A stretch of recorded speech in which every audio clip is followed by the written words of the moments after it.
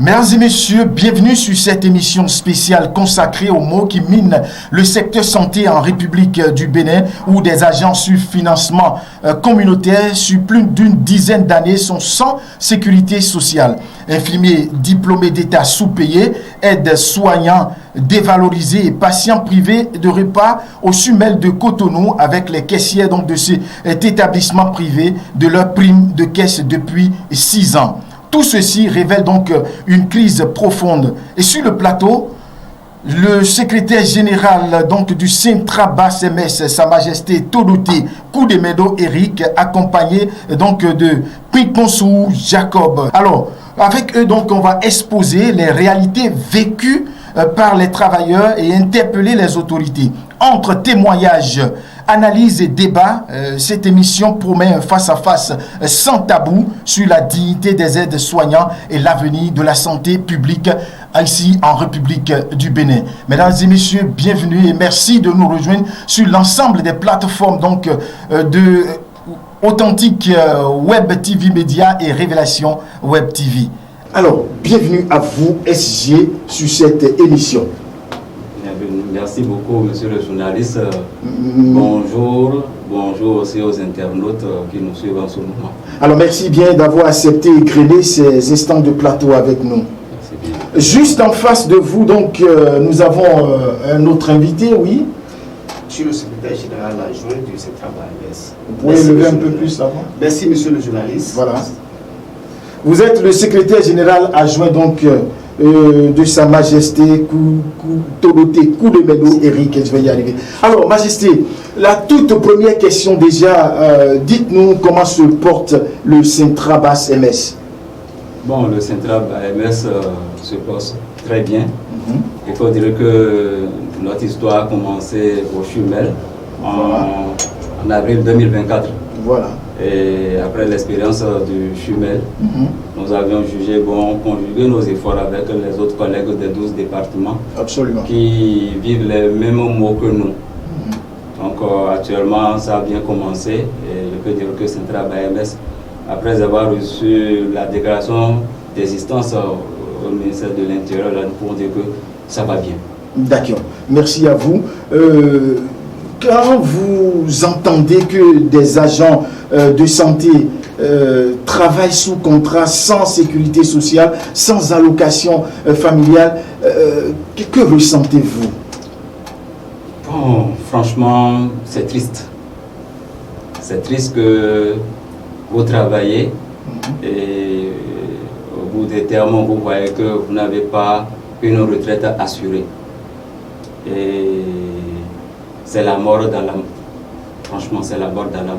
Et c'est ce que vivent tous les collègues sur financement communautaire, sur toute l'étendue du territoire national. D'accord. La question reste valable pour vous, monsieur le secrétaire général adjoint. Merci, monsieur le journaliste. Sur ce point, je dirais que c'est triste et c'est criminel et déplorable. C'est criminel, hein, et déplorable. Je mesure bien mes mots, puisque travailler pendant des années, servir toute une nation et se retrouver après sans sécurité de revient de droit, c'est déplorable. Est-ce que criminel n'est pas un peu trop fort? Non, parce que c'est des gens, c'est des humains qui traitent ces dossiers et qui devaient traiter ces dossiers à temps et qui ne l'ont pas fait. Donc ils sont allés contre leurs proches. Ils ont posé des actes qui ont dévalorisé et comment on appelle, décomposé, détruit l'avenir de ces personnes qui sont quand même à leur image. Donc moi je peux dire c'est criminel. De toutes les façons, nous sommes ici pour décrypter, pour mettre à nu tout ce qui se passe donc, dans le secteur santé ici en République du Bénin. Alors, SG, avec vous, comment expliquez-vous que des infirmiers diplômés d'État niveau licence soient payés en dessous des agents d'entretien? Bon, je ne sais pas d'où est-ce qu'ils sont allés chercher ce principe de fonctionnement dans nos formations sanitaires. Ah bon. Et je veux déjà profiter de votre plateau pour remercier le président de la République, un grand esprit qui dirige notre nation. Et les fonctionnaires d'État, les agents contractuels de droit public d'État, ne peuvent pas dire que la fonction publique les gère de cette manière-là. Est-ce que vous voyez? Donc, à l'avènement de la rupture, nous avions eu la chance d'analyser les fiches de paie de nos autres collègues qui, aujourd'hui, au plus bas salaire, il faut le dire pour que nos amis internautes le sachent, le plus bas salaire pour un agent sans qualification, c'est au moins 150 000. Au moins 150 000. Ce que les agents sur financement communautaire ne gagnent même pas dans leur globalité. Je prends même au niveau administratif. On ne gagne pas ça. Donc, l'agent d'entretien sans qualification gagne plus que même un infirmier diplômé d'État.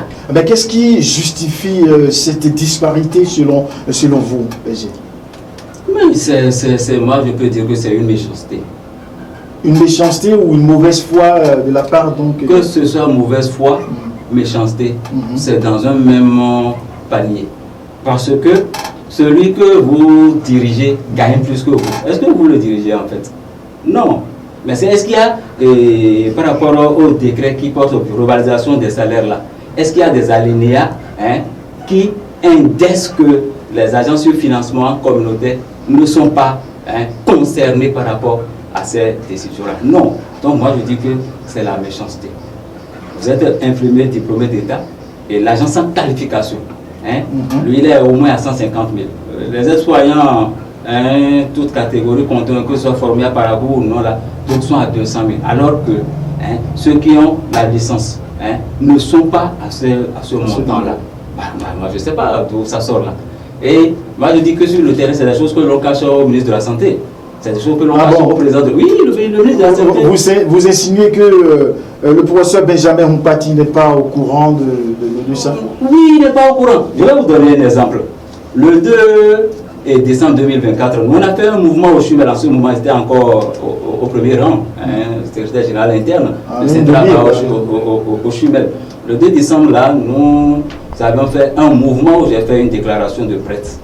Et que sur 20 ans, les agents sur le budget autonome, là, les ACBA, ne prenaient pas l'allocation familiale. Suite à ça, je peux dire qu'aujourd'hui, incident clos. Ils ont réglé ce problème-là. Et je crois quand même que cette même répercussion, ça doit aller dans les autres départements. Où, sur la base de notre devise, la fraternité, la justice, le travail, là, on doit se regarder de façon égale. Vous avez vu?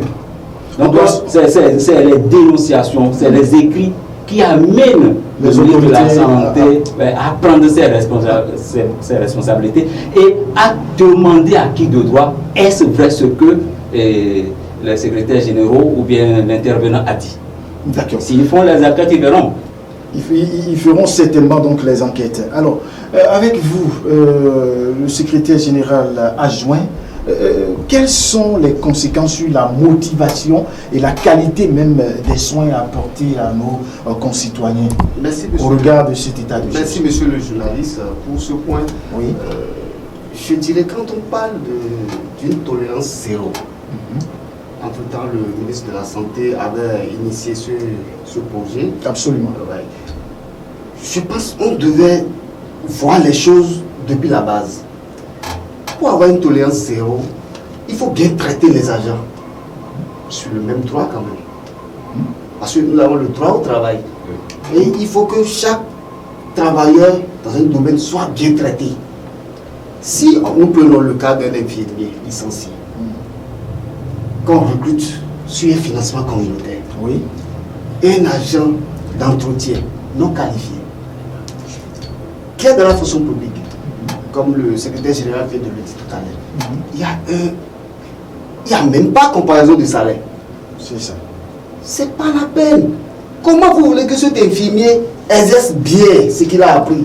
Il aura une réticence, c'est-à-dire ce découragement en lui de bien faire son travail. Parce que comment il voit l'autre bien traité avec tout ce qu'il faut, les primes de risque, primes de travail, primes de... Et puis lui, il n'a même pas droit au congé. Il n'a même pas droit à son prime de garde, tout ce qu'il faut. Et il est là, il fait le même travail que ceux qui sont dans la fonction publique. Je pense que notre pays recrute les gens sous forme de diplôme que tu as, c'est en fonction de ça on va te payer. Je pense que c'est comme ça nous fonctionnons au Bénin. Donc, que le gouvernement peut voir ces choses pour que le travail évolue bien dans notre pays. D'accord. Avant de revenir vers vous, SG, Sa Majesté Toloté, et pourquoi l'absence d'avancement et de reclassement pour les administratifs et aides-soignants est-elle vécue comme une injustice? Bon, écoutez, vous êtes 3 types de catégories de travailleurs. Il y a les fonctionnaires d'État, il y a les agents contractuels de droit public d'État. Et là aussi, je dis encore merci au gouvernement parce que ça m'étonne que nos grands syndicalistes là ne reviennent pas sur le plateau pour dire les avancées. C'est qui ces grands syndicalistes? Les syndicats représentatifs là. Vous n'êtes pas représentatif. Mais on vient de naître au plan national. On vient de naître. D'accord, allez-y. D'accord. Mais on ne les a jamais entendus dire que le gouvernement a amélioré leurs conditions de vie. Parce que quand vous prenez le salaire de base, c'est là, c'est connu par rapport à la grille salariale, c'est connu de tout le monde. Et ajouté à ça, vous avez les primes de risque, le rendement, le spécifique, le sursalaire. Et chaque 2 ans, je crois bien, ils avancent. Mais la troisième catégorie de travailleurs là, c'est les agents sur financement communautaire, sous d'autres, ceux on dit agents contractuels sur budget autonome. C'est les mêmes catégories quand même. Mais c'est là où le problème se pose. C'est là où on voit la pagaille entretenue. Sincèrement. Sinon, regardez, je vais vous dire, celui qui est là depuis 20 ans, que ce soit le paramédical, les administratifs, recrutés, qui travaillent depuis 20 ans, gagne le même salaire 20 ans après, et celui qui est nouvellement recruté, lui-même commence par gagner le même salaire que lui. Sans les primes que nous avions intéressés en amont, que son excellence, le président de la République, Patrice Talon, permet que les travailleurs prennent. Vous avez vu, quand on dit qu'on a suspendu la grève, c'est bon, on a recadré. Mais à côté de ça, on leur a donné satisfaction. Mais ces syndicats représentatifs là, est-ce qu'en amont, ils pensent à ceux qui, tout au long de leur existence, 20 ans pour certaines personnes, 20 ans pour certains syndicats, 25 ans pour d'autres, est-ce qu'ils ont pensé à ceux qui les ont accompagnés tout ce temps-là, les agents contractuels sur budget autonome? Non. Donc, c'est le surplace que nous constatons par rapport à notre carrière. Et ça, là, le président de la République actuelle ne le sait pas. Parce que quand on dit 20 ans en arrière, c'est pas sa gouvernance. Mais sur quelle base vous vous fondez pour dire que le président de la République n'est pas informé? Est-ce qu'entre-temps, vous avez cherché à avoir une audience au niveau du palais? Écoutez, moi je prends certains exemples. Oui, est-ce que le président de la République voit tous les courriers que l'on lui envoie? Il y a déjà une censure. Parce que moi je me rappelle, le 7 décembre 2021, j'ai ça, et à l'heure là, 11h47, moi j'avais envoyé un courrier au président de la République. C'est bien là, c'est là. Vous avez les preuves de ce que vous dites? Mais là, c'est là. D'accord. Par rapport à des faits que moi-même j'ai vécu. Il n'a pas vu parce qu'il sait que quand il voit, quand il entend, quand il a les preuves, il agit. Il n'agit pas, il réagit en même temps. Le président de la République, nous on a pris le temps de voir son fonctionnement. La belle preuve, quand nous avons crié à son secours, au Chuvel. Mais quelque chose a commencé par être fait. Voilà. Mais et c'est ce souci que les nôtres, on a eu pour dire que nous avions aussi les autres collègues qui sont dans les autres départements, qui vivent les mêmes choses, peut-être pire que nous. D'accord. Avant de revenir vers vous, monsieur le secrétaire général adjoint, on parle d'aide-soignants poussés à devenir hygiénistes de salle. Est-ce une dévalorisation donc, du métier ou une stratégie déguisée, selon vous? C'est les deux. Ah bon? Oui, c'est les deux. C'est vous qui le dites? Oui, j'assume que c'est les deux. C'est une stratégie mise en place pour dévaloriser un corps, un métier qui est conçu pendant des années après, des années d'études après. Parce que, prenons le cas des aides-soignants dont on parle, les agents professionnels de l'État dont on parle, c'est des gens qui ont étudié. Il y a certains parmi eux qui ont tenté leur bac, faute de l'avoir, ils ont changé de stratégie et ils ont fait leur entrée dans une école professionnelle de l'État. Ah bon. Je me rappelle bien, le FMS Parakou, c'est une école de l'État. Il y a un décret présidentiel pour la création de cette école, je pense en 2009. On a le décret qui est là. Comment on peut prendre un citoyen qui étudie dans son pays et qui a son diplôme? Il sort maintenant pour travailler, on lui dit son diplôme, que le ministère qui doit le recruter a un souci avec son diplôme. On ne comprend pas. On ne comprend pas ce qui se passe. On a demandé des audiences, les gens ont demandé des audiences pour rencontrer le ministre, mais rien n'a été fait. Vous voulez dire que vous baignez alors dans un flou artistique? Bien sûr, parce que les gens nous utilisent, les gens nous manipulent, on ne comprend plus rien. Tout récemment, je me rappelle, ils ont fait une sortie médiatique, je pense, le ministre de la Santé, où il a tenu un propos, il nous a expliqué, des choses, parce que les gens, dans la foulée, ont posé des questions. Qu'est-ce qui se passe avec les aides-soignants formés à Parakou? Il a dit que la formation de l'EFMS Parakou a été une formation de tricherie. Je ne sais pas ce que ça veut dire. Nous, on a cherché à comprendre ce qu'on appelle une formation de tricherie. Une école d'État qui forme bac, parce que c'est plus 3 ans après, où la direction générale des études, des diplômes d'équivalence donne la certification pour ces gens-là de continuer leurs études universitaires, arriver au niveau des écoles, au niveau supérieur, les gens les bloquent. Pour leur dire, il y a un souci. Je ne sais, c'est comme s'il y a une malcompréhension entre le même système, au niveau des mêmes autorités, il y a une malcompréhension où d'autres donnent l'accord et il y a d'autres qui refusent. Et c'est pour mettre à nu donc sur toutes ces malcompréhensions que nous sommes ici. Alors, quelles sont les conséquences selon vous sur la formation, pour la formation médico-sociale, j'allais dire, l'avenir des jeunes diplômés?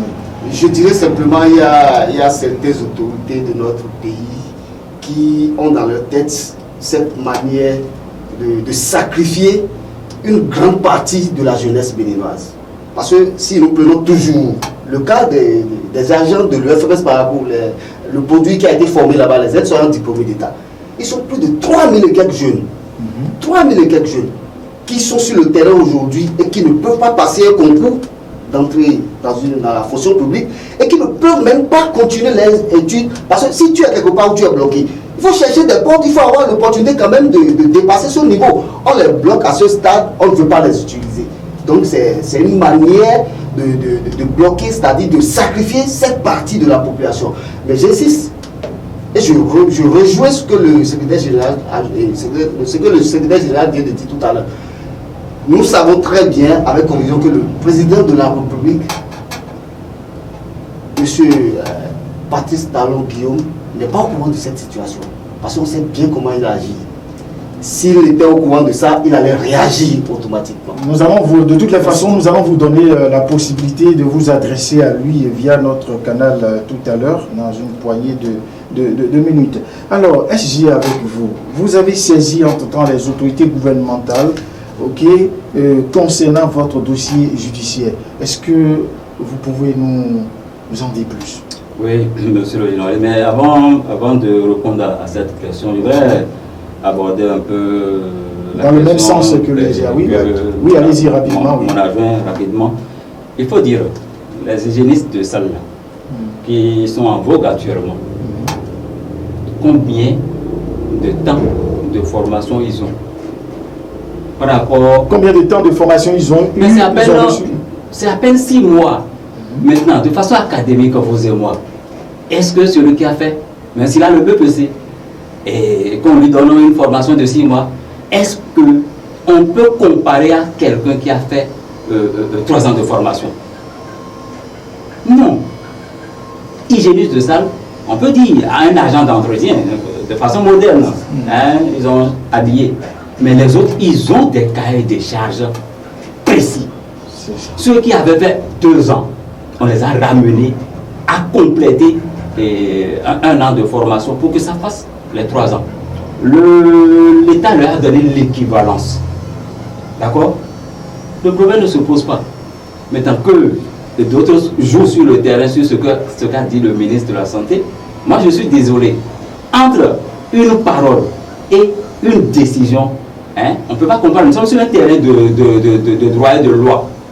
Est-ce que vous voyez? Maintenant, le ministre dont on parle qui dit que lui ne le reconnaît pas, est-ce qu'il y a un arrêté ministériel, hein, venant de lui qui est suspendu ces contrats, ces diplômes-là, qui a annulé ces diplômes-là? C'est non, il n'y en a pas. Donc on ne peut pas se baser sur la base de parole. Je voudrais que, à cela, hein, que chacun ramène la balle à terre. Il y a déjà quelque chose qui est en train de savoir raison garder. Oui, que l'on continue. Parce qu'on est en train de créer des conflits de génération de corporations. Hygiénistes de salle et aides-soignants ne pourront jamais s'entendre quand l'injustice est au milieu. On doit éviter ça sur notre terre de la fraternité, de la justice et du travail. On doit éviter ça au Bénin. Alors, pour mettre... Non, attendez d'abord, pour mettre un bémol à cette première partie déjà de cette émission, vous avez certainement quelque chose à compléter Bien sûr, monsieur le journaliste. Oui, allez-y. Je vais compléter rapidement quelque chose par rapport à ce point. Prenons le cas de l'EFMS Parakou, cette école. Quand on parle des aides-soignants formés à l'EFMS Parakou, je pense que cette école, c'est une école, avant d'entrer à cette école, il faut avoir 18 ans. Et il faut avoir le BEPC tout au moins. Tu rentres dans cette école, tu fais 3 ans. Il y en a qui ont fait 2 ans et qui sont revenus se faire compléter. Ils ont complété leur formation et ça fait 3 années de formation. Maintenant, si nous parlons du contenu de cette formation, c'est le même programme. Vous connaissez l'école, c'est SNIAP de Parakou. C'est l'école qui formait les infirmières adjoints du Bénin avant. C'est le même statut. C'est le contenu du cours, du programme que ces aides-soignants ont suivi. Les soins infirmiers, les soins obstétricaux, le nursing, tout ce qu'il faut. Donc, on ne peut pas considérer, comparer un aide-soignant formé à Parakou par rapport à un hygiéniste de salle. Puisque je ne comprends pas. Puisque quand vous prenez même les infirmiers licenciés, mais c'est le même programme. Je vais vous dire ce qui se passe là. C'est le même programme parce que tous les cours... Vous avez encore une minute? Bien sûr, monsieur le journaliste, je le sais très bien. C'est le même programme. Mais c'est le BPC. On sait que le BPC, dont les autres, on les a permis quand même de rester à la surface. Ils ont le même programme, les mêmes cours, les seuls infirmiers, tout ce qu'ils ont appris, ils sont devenus infirmiers licenciés. Mais chez les autres, on sait qu'ils n'ont pas le BPC, donc ils n'ont pas leur licence, donc ils ont appris les B.A.B.A. Donc ils sont au point pour assister ces infirmiers. Donc en réalité, on devrait parler des infirmiers adjoints et non les aides-soignants. C'est un nom qui a été transformé rapidement quand même pour effacer ce qui ne va pas.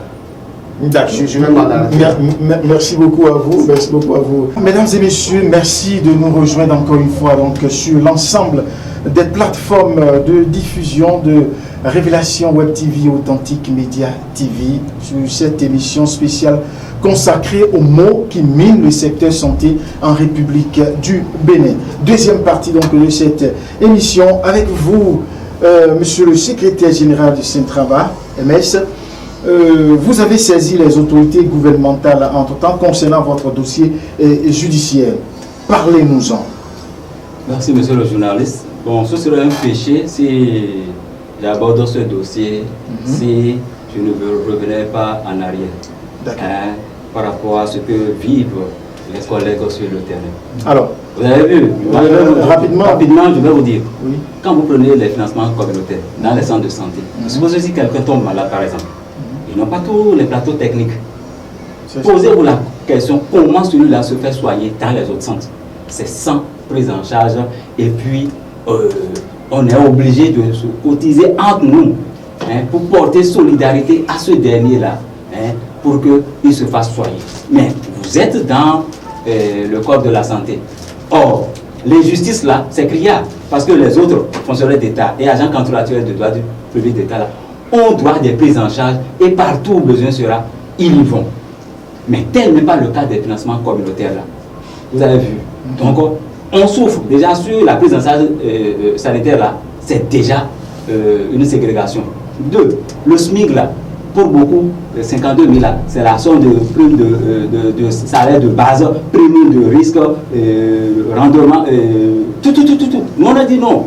Mais aujourd'hui, quand vous allez sur le terrain, souffrez que des gens gagnent en dessous de 52 000 dans nos centres de santé, dans le Bénin là.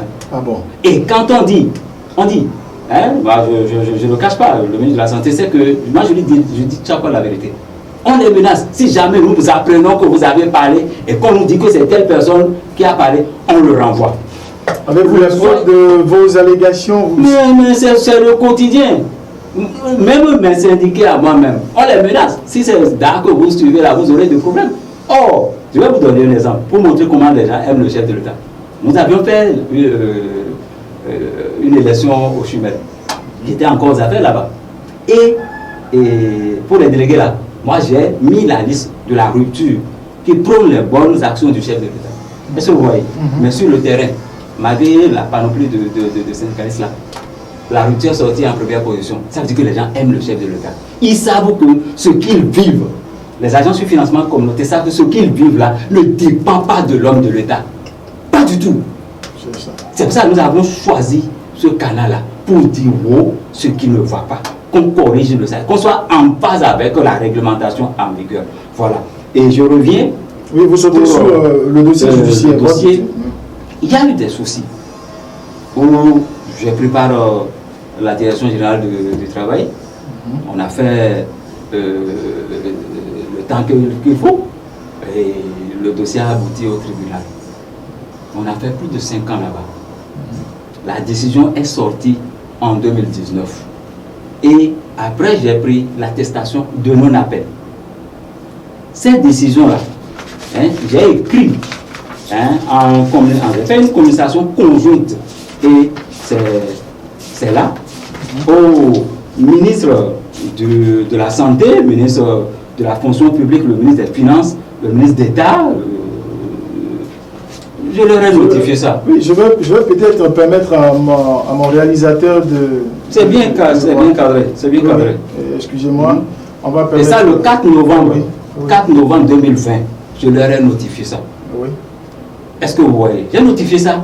Hein, parce que c'est ce qui se passe sur le terrain.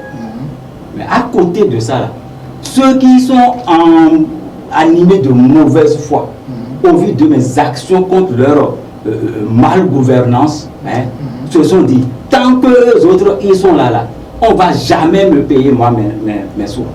Donc depuis 2019 jusqu'à aujourd'hui, je n'ai pas eu mon argent.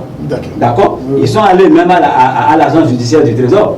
Hein, vous voyez un peu, je sais quelle université ils ont fait, une décision de justice, hein, où on a eu l'attestation de non-appel. 3 ans après, on contre-attaque le dossier pour dire qu'on veut reprendre. C'est possible, l'agence judiciaire a refusé, hein, de me payer l'argent. Il y a une commission aussi qui est assise par rapport à cet argent-là, hein, par rapport à mes droits, et la commission n'a pas refusé. Maintenant, j'ai demandé reversement à titre spécial. Et dans ça, j'ai fait cas d'une partie de mes actions sur le plan de la sécurité publique. Mais je m'étonne que les gens sont allés encore retirer moi mon nom. La liste. Alors qu'au ministère, ils avaient fait, c'est ce que je vis depuis près de 15 ans, hein, quand on voit mon nom, quelque part on retire. Le ministre de la Santé, merci bien à lui, merci bien à lui, quand je suis allé l'année passée pour voir que, est-ce que mon nom entend, quand je l'ai saisi à nouveau, si mon nom est sur la liste, la surprise était grande. Les gens commençaient par me parler, félicitations, finalement tu vas souffrir. Mais mon nom était là, mais à la fonction publique ça a été retiré. Non plus par la ministre de la fonction publique, mais par le secrétaire général adjoint, qui m'envoie une lettre datée de plus d'1 an, signée par lui pour me dire que je ne suis pas qu'on appelle éligible. Mais face à tout ça, quelle conduite avez-vous tenue? Bon, je viens par ce canal demander au ministre de la Santé, qui me connaît très bien. Vous avez regardé dans cette caméra-là? Parlez au ministre. Le ministre de la Santé me connaît très bien. Il sait ce que je fais sur le terrain. Je ne viole pas la loi. Je suis en phase avec la loi de ma nation. Est-ce que vous voyez? Donc, ça là, il n'a qu'à voir son homologue de la fonction publique, qui est une grande croyante, madame Adidas Matisse. Le dossier là, ils n'ont qu'à prendre leurs responsabilités, laisser et se démarquer de ce que font les collègues là sur le terrain. Tant que ce n'est pas eux, moi je ne serai pas reversé. Entre eux et le ministre de la Santé et la ministre de la Fonction publique, qui est alors l'autorité? Alors, Majesté, dites-moi, est-ce que cette affaire est une affaire personnelle ou un combat syndical qui dépasse votre personne? Bon, est-ce que... Parce qu'à vous écouter, on sent quand même que vous êtes vraiment frustré au plus profond de votre âme. Bon, vous savez, un combat syndical. Parce que lorsqu'il y avait les grèves perlées au Bénin, où on fermait les hôpitaux, j'étais encore à la touche, je n'avais pas encore repris service. J'ai pris l'initiative de créer un syndicat qui ira contre les grèves et permettre aux patients d'être reçus dans les centres. J'ai donné cet exemple à Saint-Père Chumel, et je dis bravo à Dabakwe, qui était et à Ziaïv, à JP, Roger, qui vraiment, malgré les ordres des centrales là, faisait tout pour qu'il y ait quelque chose, un dispositif pour recevoir les gens. Parce que nous voyons les gens mourir, un bébé dans le ventre. Donc, ces luttes-là, où les gens ont vu que Majesté prenait des dispositions pour casser les grèves, ça joue contre moi jusqu'à aujourd'hui. Ceux qui se sont vus fragilisés font de la vengeance jusqu'à l'heure où nous parlons.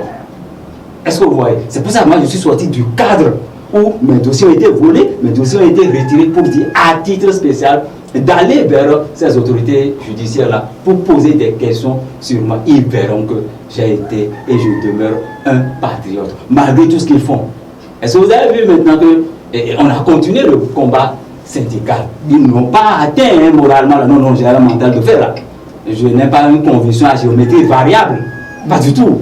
Je suis un patriote, mon papa il est militaire. Mon grand-père est gendarme, mon grand-frère dans l'armée, les bérets rouges. Donc moi j'ai juste choisi ce côté silencieux de la police pour continuer à leur côté. Donc à ce faisant-là, je dis, c'est mauvais de ne pas me rendre justice. Ils violent les principes de notre loi fondamentale qui joue sur la fraternité, la justice et le travail. Je ne cesserai jamais de le dire. D'accord. Sa Majesté Toloté Koudomeno, Eric. Ouais. Alors, vous demeurez un vrai patriote. Vous l'avez dit. Tout à fait. Le cas Chumel, la suppression des repas pour les patients et le personnel de garde, que révèle cette décision? Est-ce que une question de budget ou un manque de considération pour la dignité humaine? Très rapidement avec vous. Bon, aujourd'hui... Oui, allez-y, vous voulez. Non, la parole. D'accord, allez. Aujourd'hui, je suis fier qu'on est en train de faire la promotion du droit des patients. D'accord? Et c'est une bonne chose de reconnaître le droit des patients. Et à cela, je salue l'humaniste sanitaire, Mme Nonouk Annick, qui a commencé quelque chose au Chumel. Ce que ça lui a valu, j'étais à ses côtés, je le sais. Mais aujourd'hui, c'était un combat personnel pour lui, mais c'est devenu quelque chose de légiféré, où les patients, on leur reconnaît leurs droits. Maintenant, dites-moi, parmi les besoins vitaux, il n'y a pas la nourriture se nourrit. Vous me posez la question? Oui. Non, c'est moi qui pose les questions. Ah ben non. D'accord. Mais, je dois poser cette question. Les besoins vitaux, là, nous avons se nourrir dedans. Maintenant, si nous parlons des droits des patients, et qu'à côté, là, on supprime le repas à ces patients qui sont hospitalisés, est-ce que vous ne voyez pas qu'il y a une vibration en opposition de part de ce même principe? D'accord? Donc, moi je ne dirais pas que c'est une mauvaise gestion. Non. Vous savez, au Chumel, il y a une grande réalité. Les gens viennent là parfois sans argent et on les reçoit. Parfois, d'autres n'ont pas l'argent des soins et ils partent sous décharge, engagement de dette. Ça là.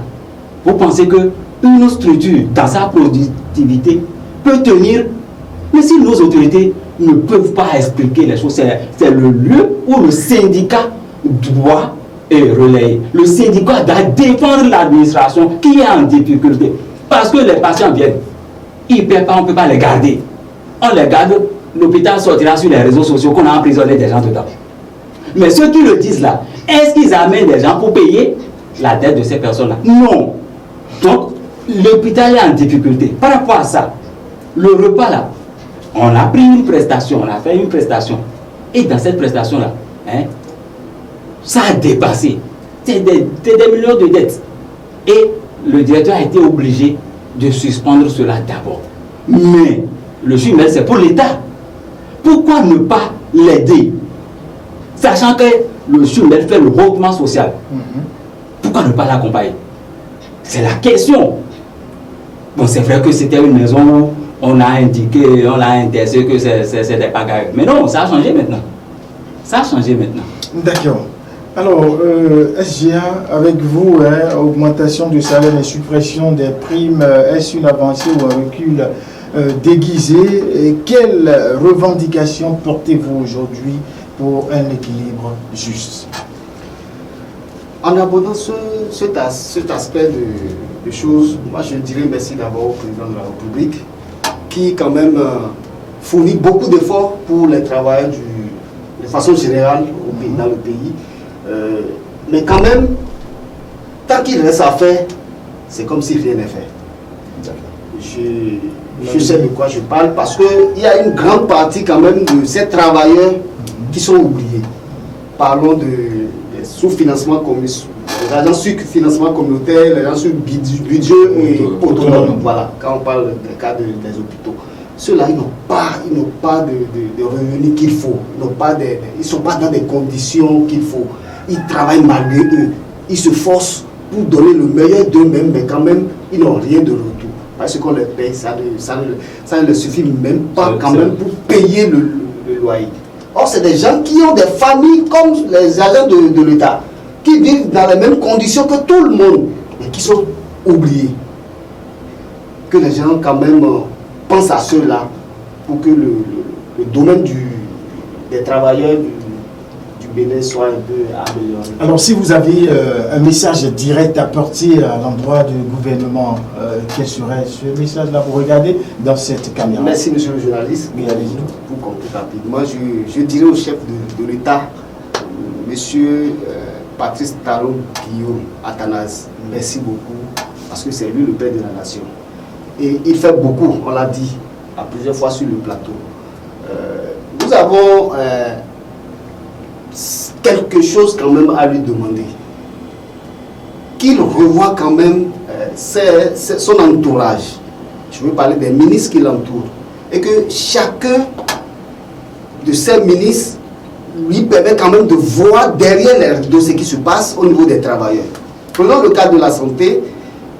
Nous parlons tout à l'heure des agents sur financement communautaire, que le chef de l'État quand même soit au courant de ce qui se passe et leur permettre quand même de vivre un peu comme les autres travailleurs.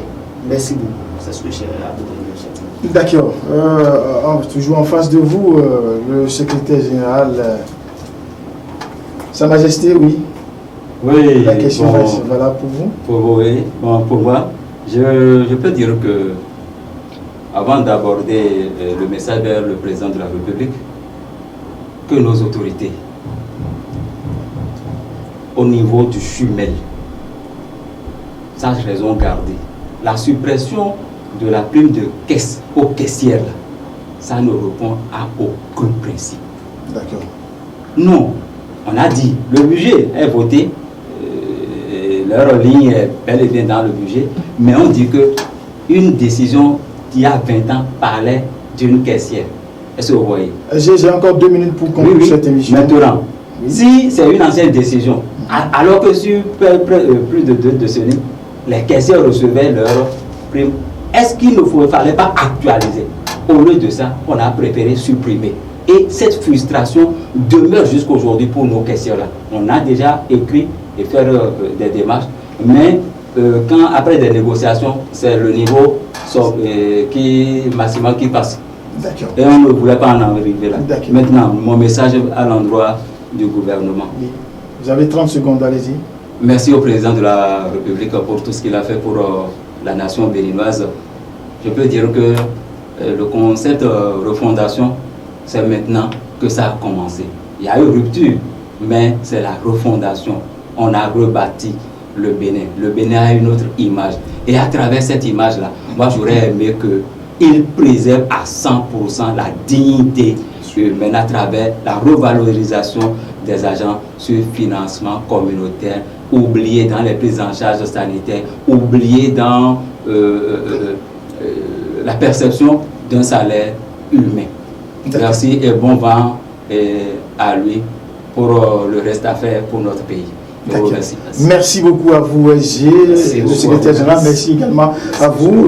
Amis internautes, nous avons entendu des vérités crues, des témoignages qui révèlent les fractures profondes du secteur santé ici en République du Bénin. Agents sans contrat, infirmiers sous-payés, aides-soignants dévalorisés, repas supprimés au Chumel de Cotonou. Autant de réalités donc qui interpellent notre conscience collective. Mais au-delà des constats, c'est un appel à la responsabilité qui résonne. Responsabilité des autorités, des syndicats et de chacun de nous, citoyens, pour défendre la dignité des travailleurs et la qualité même des soins apportés à nos concitoyens. Mesdames et messieurs, ce sera tout pour cette émission spéciale. Prenez le rendez-vous pour une autre fois. Merci. Merci ciao, beaucoup. ciao. Merci. Merci à vous. Merci beaucoup pour le travail que vous avez fait. Merci. Merci, monsieur. Merci. Bien, ce sera tout. Merci. Allez, bye bye.